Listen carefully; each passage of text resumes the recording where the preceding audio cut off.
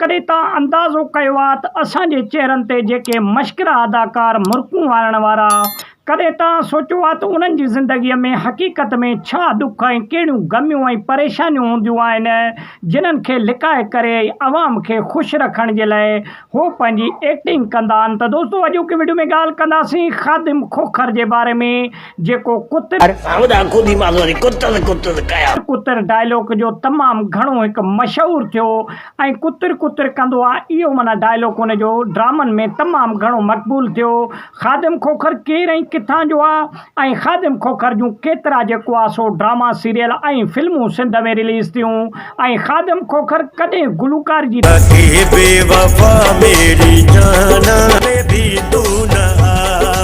तरफ़ कदम रखियो, छा गुलूकारी में ख़ादिम खोखर कामयाब थियो या उनखे उतां नाकामी मिली। दोस्तों तफ़सीली वीडियो में ॻाल्हि कंदासीं। ख़ादिम खोखर सिंध जो हिकु मज़ाही अदाकार आहे, जंहिं खोड़ सारनि 150 खां 200 जेको आहे सो एपिसोड फिल्मनि में कमु कयो ऐं 500 खां मथे ड्रामा स्टेज ड्रामनि में बि कमु कयो।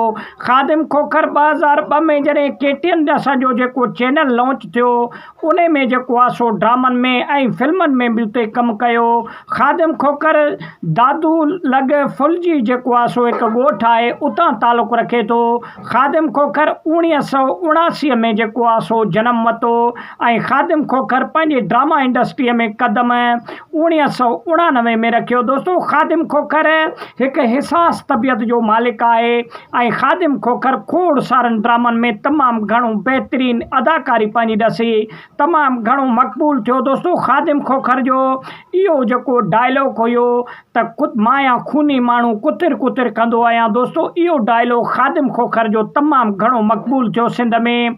जॾहिं इहो जेको आहे सो पत्थर दुनिया में ख़ादिम खोखर जॾहिं असद कुरैशीअ सां गॾु कमु कयो त तमामु घणी पोइ उन पत्थर दुनिया जे जेको पत्थर दुनिया ड्रामो हुयो, उन खां पोइ तमामु घणो जेको आहे सो ख़ादिम खोखर सिंध में मक़बूल थियो। दोस्तों ख़ादिम खोखर जा कमो बेश 800 खां मथे जेको आहे सो फिल्मूं ड्रामा ऐं उन खां अलावा स्टेज ड्रामनि में उन कमु कयो ख़ादिम खोखर ऐं उन खां अलावा ख़ादिम खोखर पंहिंजो गीत बि हिकिड़ो रिलीज़ कयो, जेको असां तव्हांखे हींअर तव्हां कलाम ॿुधो। उन ड्रामा इंडस्ट्रीअ खां पोइ वरी मौसीक़ी जी तरफ़ बि क़दम रखियो, लेकिन मौसीक़ी जी जेको आहे सो जॻह ते हिन खे ख़ातिर खां क़दुरु न मिलियो ऐं ख़ातिर खां पब्लिक न चाहियो हिनखे, त उन जे करे नाकाम थी हिन वक़्तु वापसी वरी ड्रामा इंडस्ट्रीअ जे तरफ़ हिन कयो।